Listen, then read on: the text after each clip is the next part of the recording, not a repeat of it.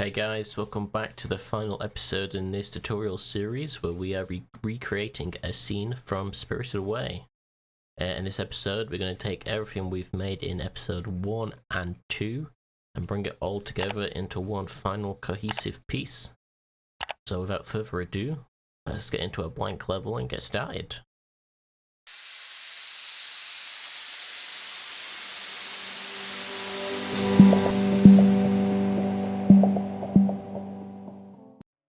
Okay, so the first thing we are going to need to do is to create a level, which I've done here. To do that yourself, you'll right click, select level, it will create it, and then you'll name it as you desire.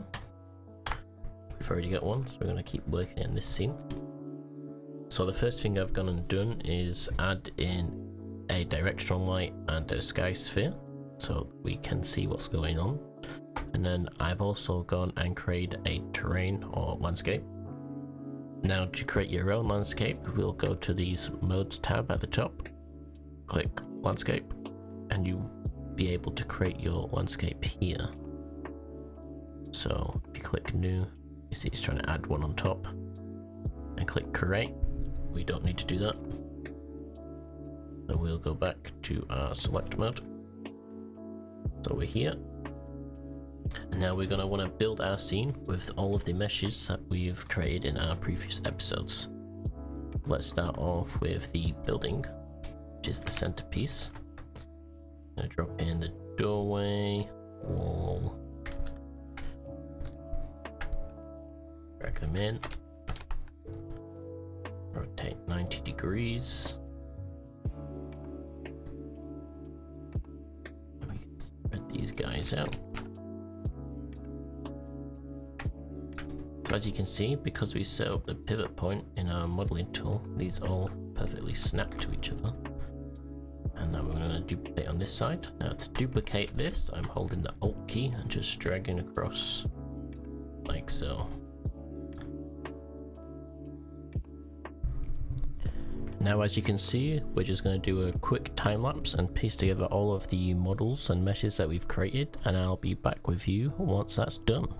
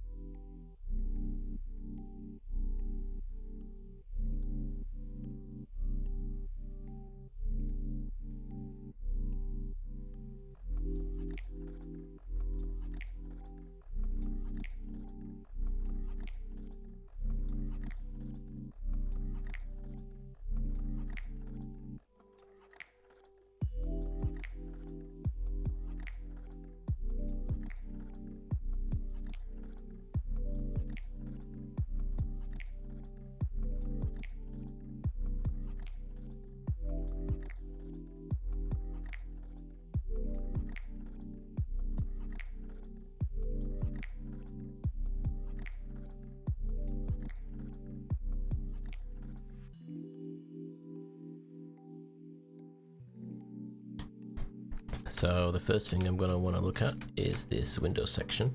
I'm going to quickly open it up so we can see. It's exactly the same as what we created in Substance Painter. And now let's have a look at how that material is set up.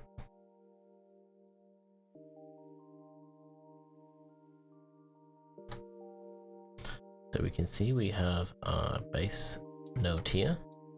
And how we've attached our materials is we have our base color to the top, our normal map to the normal node, and then Substance Painter, it does a compressed version of the textures, so you have all of your ambient occlusion, roughness and metallic information on the same texture, just in different channels.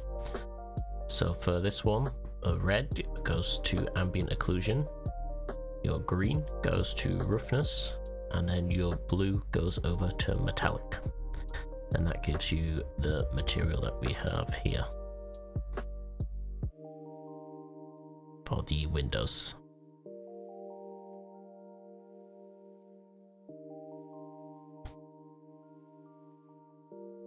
Cool.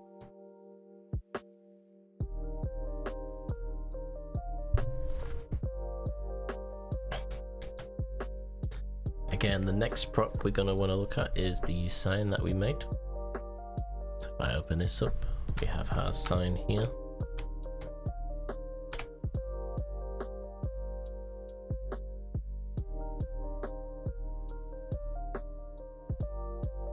And the light around so we can see it. We have our sign here.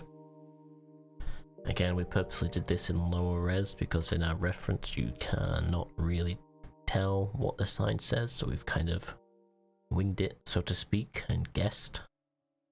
So if we look at the material, again, it's set up in exactly the same way. This is a super basic material that we've created here, and it's also the most basic kind of setup that you will have.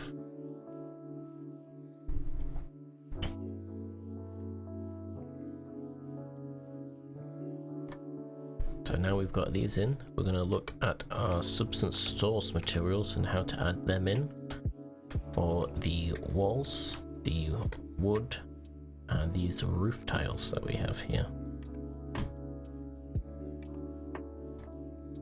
So there we go. These are all of our substance materials. Now there's multiple ways you can get them in the engine. You have the source plugin. So if I open this up,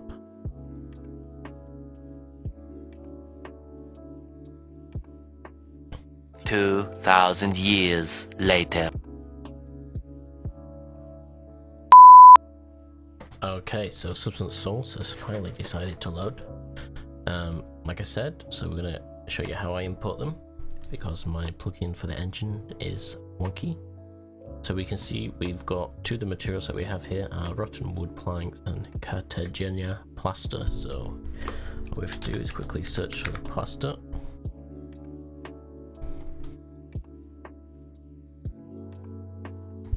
Let's be more specific because we know exactly what we want. Cartagena plaster. Go. Okay, so here's the material. We download.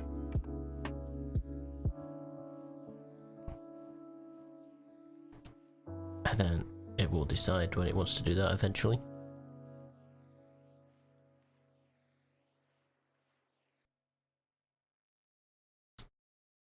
Cool.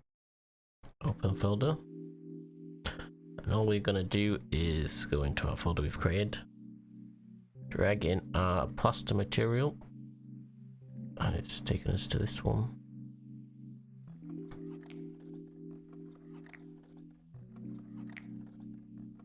Anyway, it'll drop it in.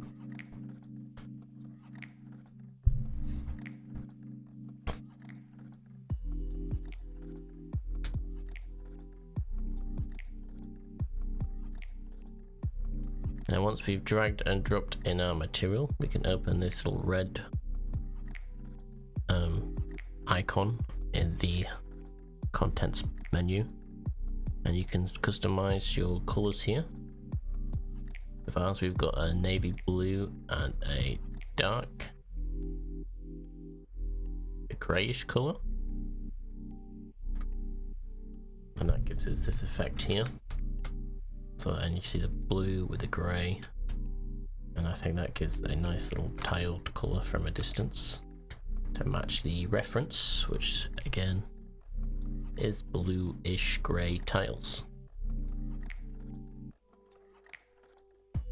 Now when you're inputting these materials, I like to use Worldaligned, which is on the option when you drop a material in, and I'll quickly show you what that means. So if we click this mesh and we move it across, we can see the mesh moves, but the texture itself doesn't move, and it's kind of projected on, and the UV is mapped to the world space location. that means I can do anything I want, rotate it, and it still looks good. It's nice. And that also means, like here, when we have multiple meshes next to each other, the material blends across perfectly smooth.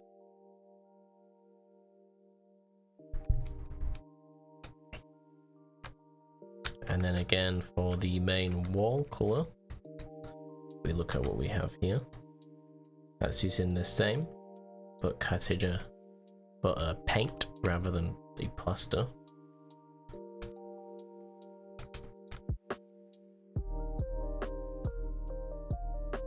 We lock this on.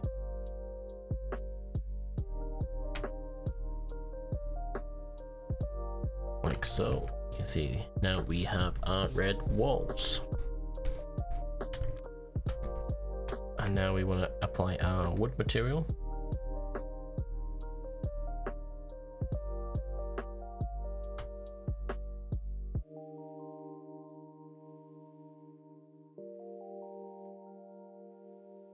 And like so, with a few quick and easy steps, we're already getting close to what our reference material is, and it's already looking good. Okay, so now we have the main structure done. I'm going to want to start working on implementing the foliage. However, I want to tweak the terrain as it's awfully flat. So I want to kind of mound it towards the edge of the paths and maybe a bit more hills and bumps around the edges. So to do that, we will then go to the landscape mode, sculpt tab, and then we can go crazy. So we want to break this sharp edge up here, so it's gonna dot around a few areas and bring in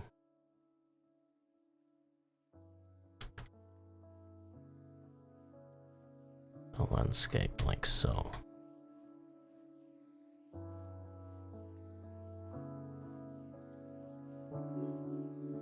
Cool. And then around the edges, I'm gonna want to just bring it up a little so it's not completely even.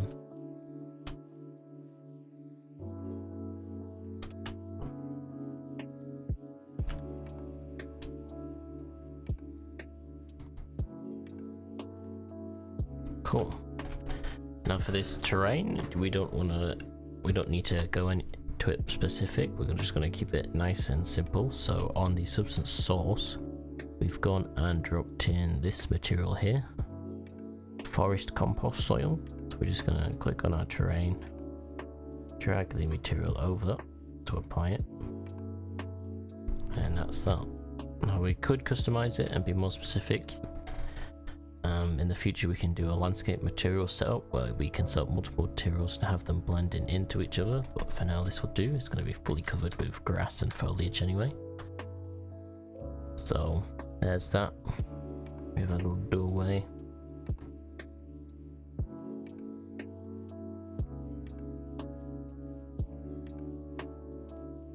Apply this material on here.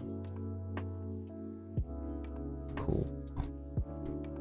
You can see even though there's two separate meshes, because with their world space aligned, can't even tell where they intersect. So onto the foliage. So we've got our ground done, a little bit of landscaping, basic hills and mounds just to break it up from the edge of the screen. Now we're going to want to add our foliage. So if we go into our first tree that we made, you can manually add them in if you want to be more precise.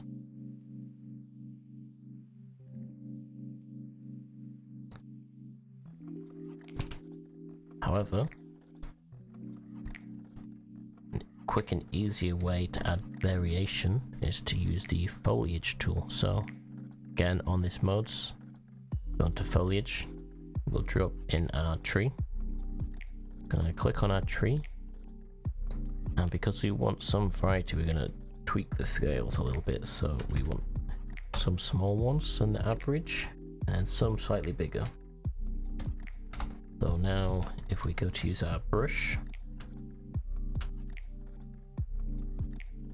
can see how it's given us a wide variety of trees and sizes. Although we want to just tweak that density down a little.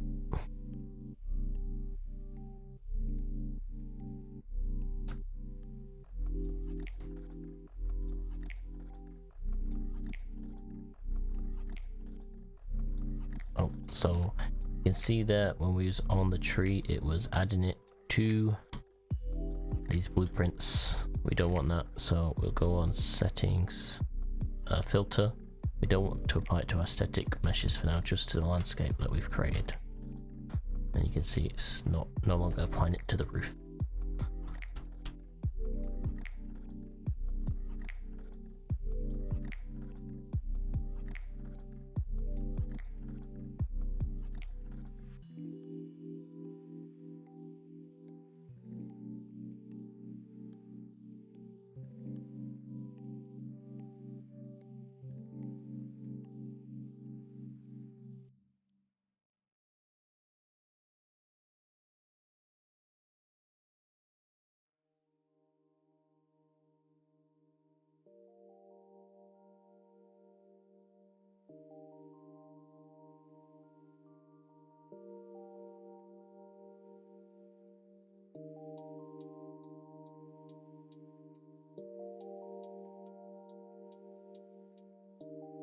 So now we've got some of the trees in our scene, we're going to take advantage of some of the free asset packs available on the Epic Games Store.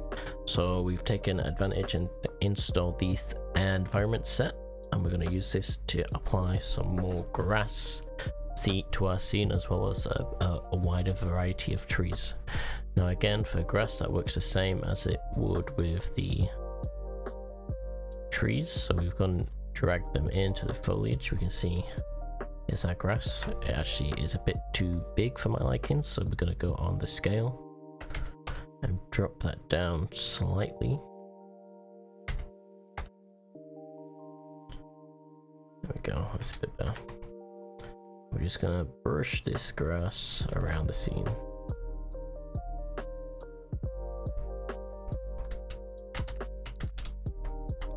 Cool. Let's add a smaller one and increase the density.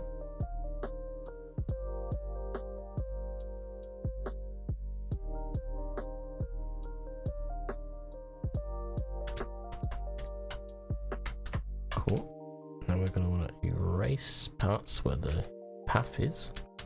To do that, we hold shift and we just go over the path like so.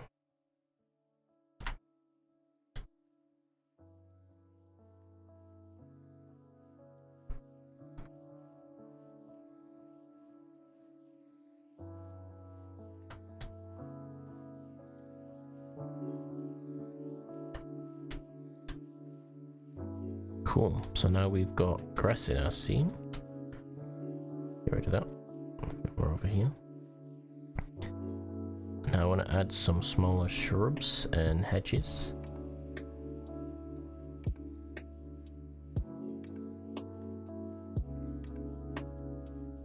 Some of these bush-like ones that are a lot bigger. So let's do that. Drop that in.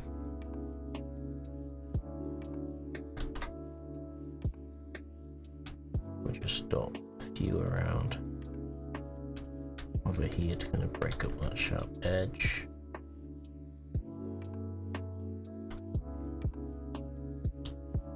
And then again in the woods.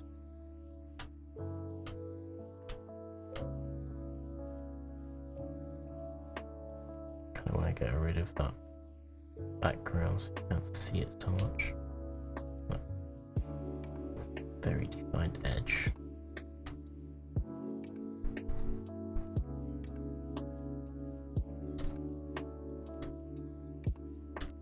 There we go. That's a bit better.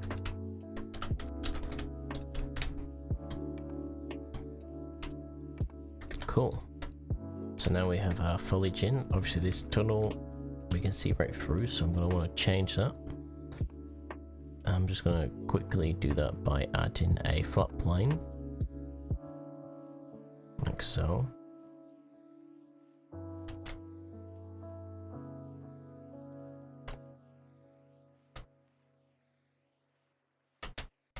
just going to add a black material onto there.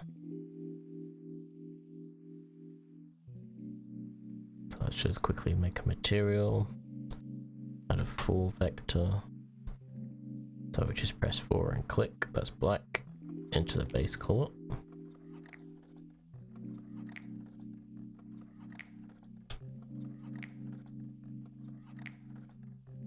Now we want this to be matte, so we'll put the roughness value to 1.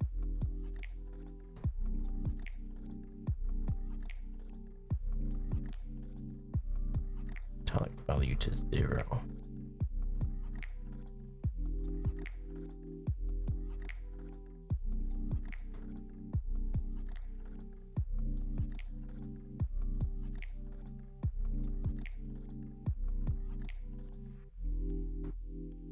Let's try this.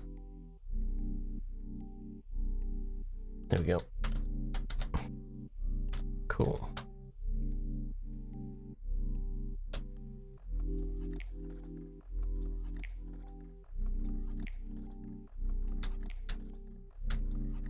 Awesome.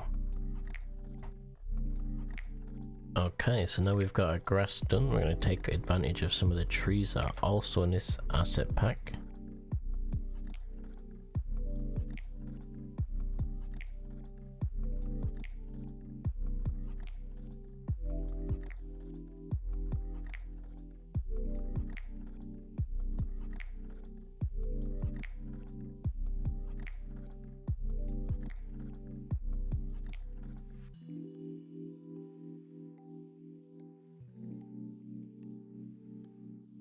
Now we also want to add our final prop that we had, the little shrines,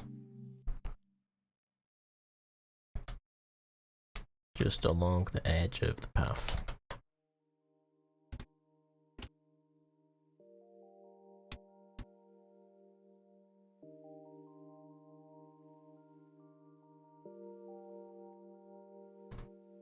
And again, for these we're going to use the basic substance stores concrete material.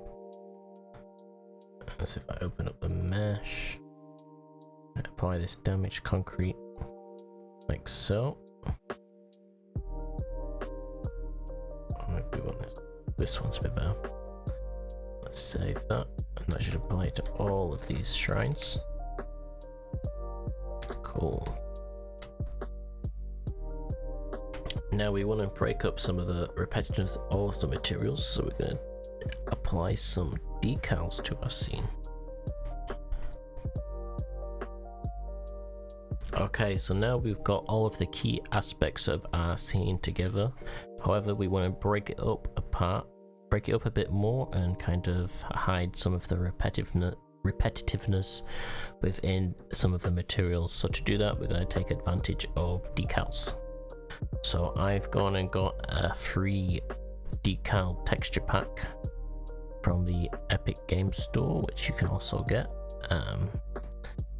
Texture Max, we see we have a whole variety of decals: concrete, leak, rust, and stain decals. So how are we going to apply them? Let me quickly just change the lighting settings to movable, and that will get rid of that preview sign for now. So to add a decal, we search in this menu, we get this decal layer. You can see it's just projecting a texture in whatever direction we want it to. So let's go and look at some of these concrete decals. So if we drop that in,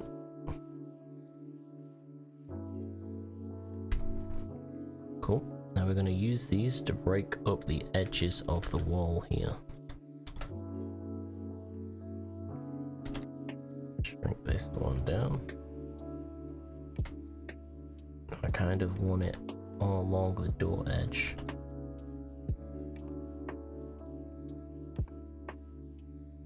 Like so.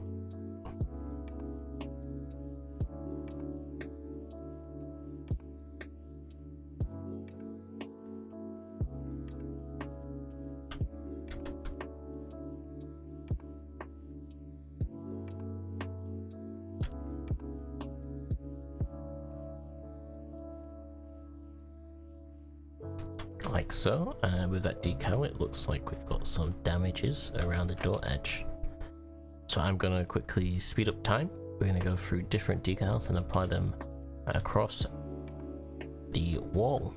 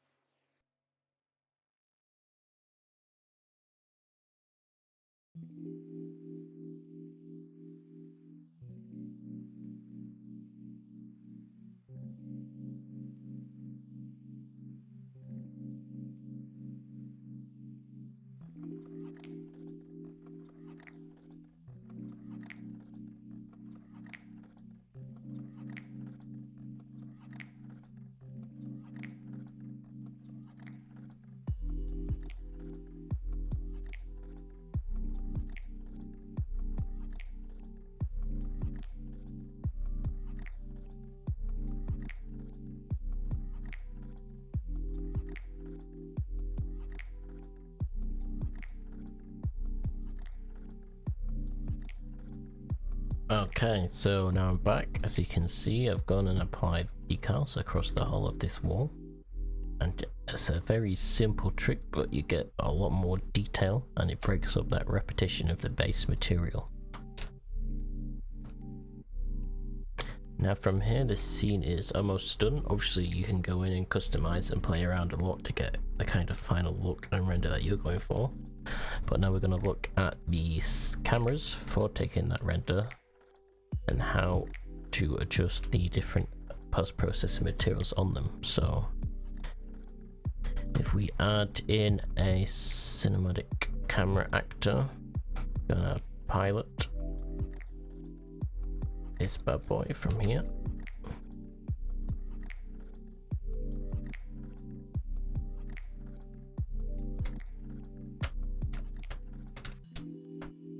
Now we're gonna want to play with the focus.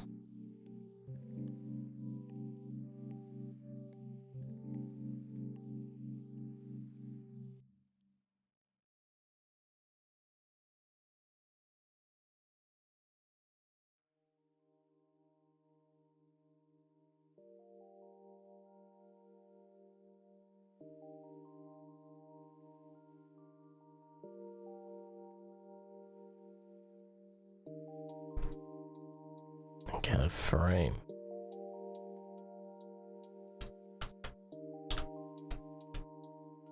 Now actually looking at this, I don't like the concrete material that's on the shrines. I think it's a bit too bright. So we're gonna tweak that right now.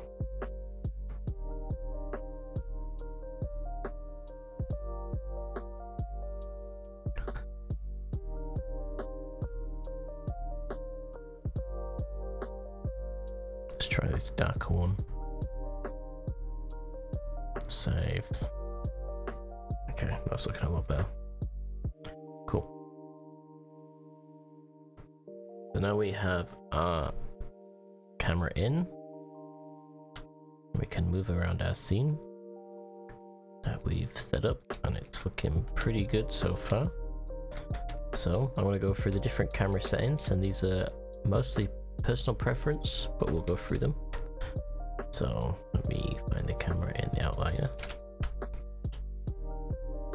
Okay, so we've looked at focus, so we've blurred the foreground here, focusing on the little happy fellow statue at the back.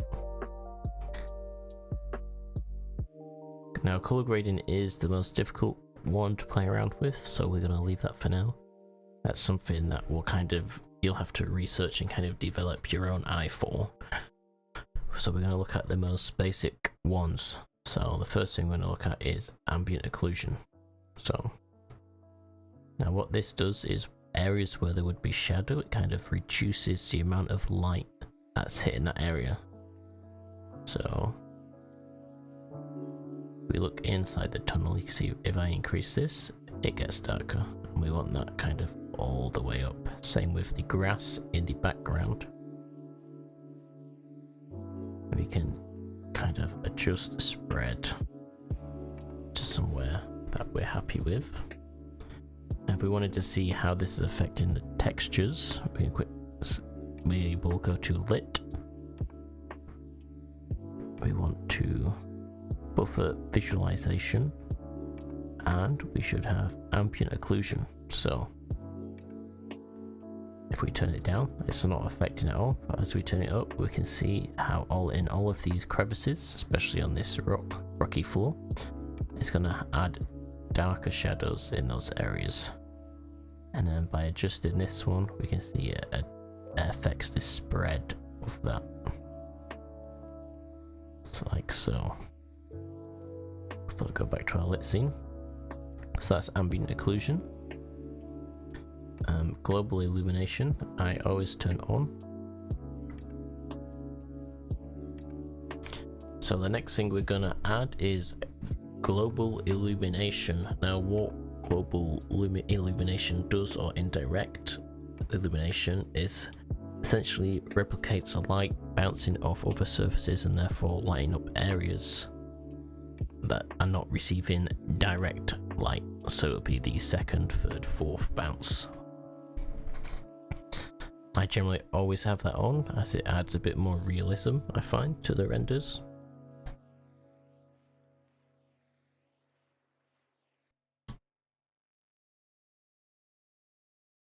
Now we're going to look at reflections. So if we go to here, where there's a reflection in the glass, we're going to want to add, if I jump out of the camera for now, in this so we can see, a planar reflection.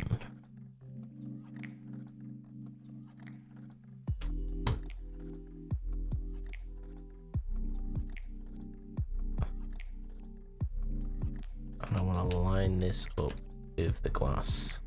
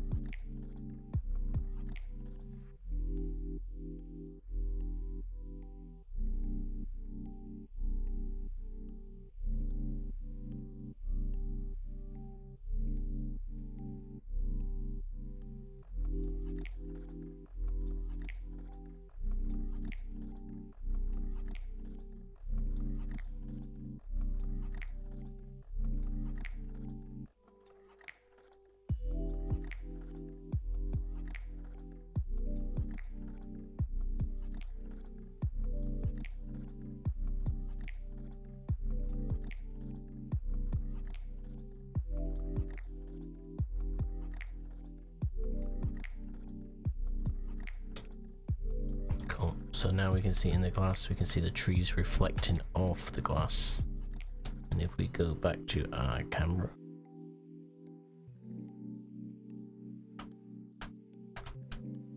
we see it has much more, it just looks nicer.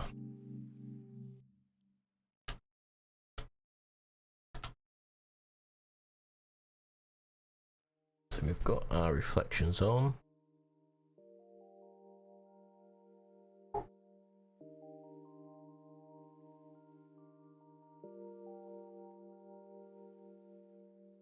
Now if we go to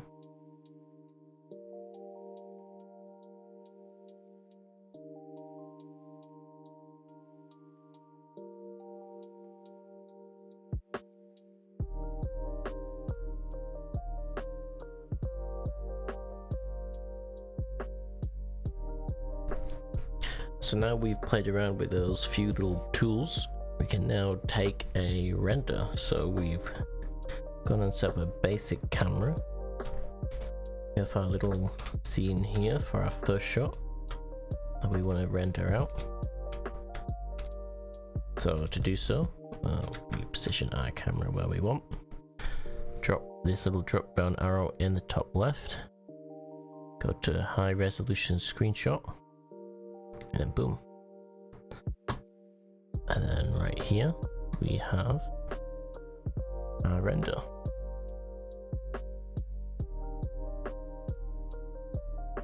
So obviously with this, you want to take a few different shots. So let's say I'm going to kind of get one with more of the scene in, like so. And again, render. So this is something that you're going to want to play around with yourselves, get different renders, different angles. And as you can see, they'll all end up looking pretty good just by following these few basic steps. To take it to the next level, you will want to play around with the colors, as well as the loots of the camera and the scene. But that's something that is a lot more complex and will need its own video explaining how those work. Again, thanks for watching. Hopefully by following these 3 tutorial episodes you've managed to create a scene like mine, either be it the same Spirited Away scene or something very similar.